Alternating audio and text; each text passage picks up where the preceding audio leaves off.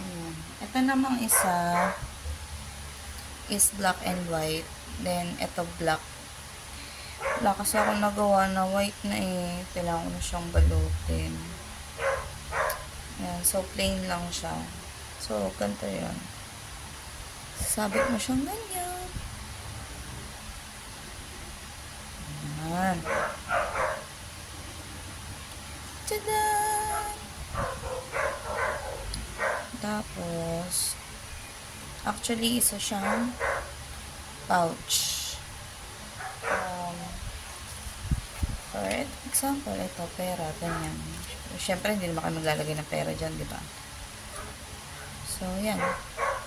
Kasi panigurado, mas madali siyang mananakaw. Pero kung may mga iba kayong pwedeng ilagay, di ba? Like, mga lip tint, ganun.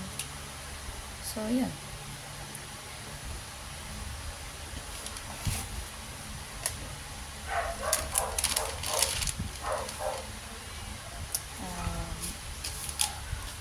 Ito,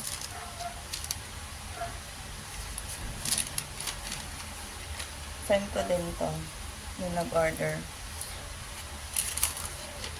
At ang tagal na namin hindi nagkikita.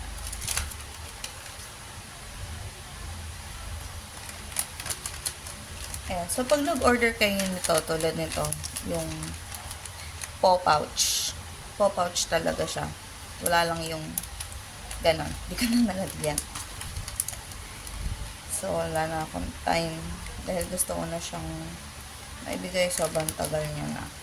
Hindi na ako makakagawa ulit. Itatagal na. Dami ko sinabi. Ayan. So, kung gusto nyo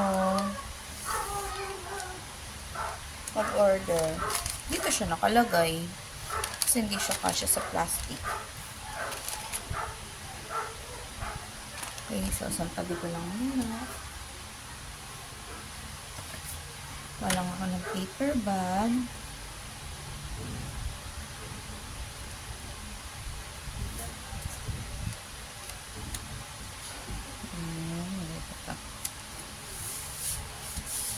My shop name is Heirloom. Hindi kita, no. Wala kasi akong ilaw eh. Kaya madilim. I mean, yung ring light ko, wala akong mapagsaksakan. Ginagamit ko kasi sa laptop yung saksakan. So, yan naman ang mahalaga dyan. May mabidyohan ako.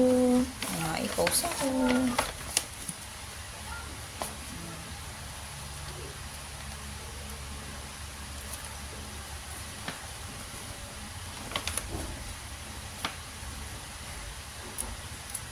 Baka nga nalimutan na to nung isa kong friend eh.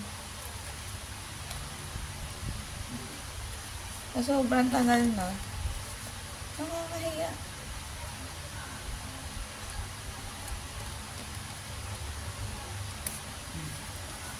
Ayan! So, dalawa na.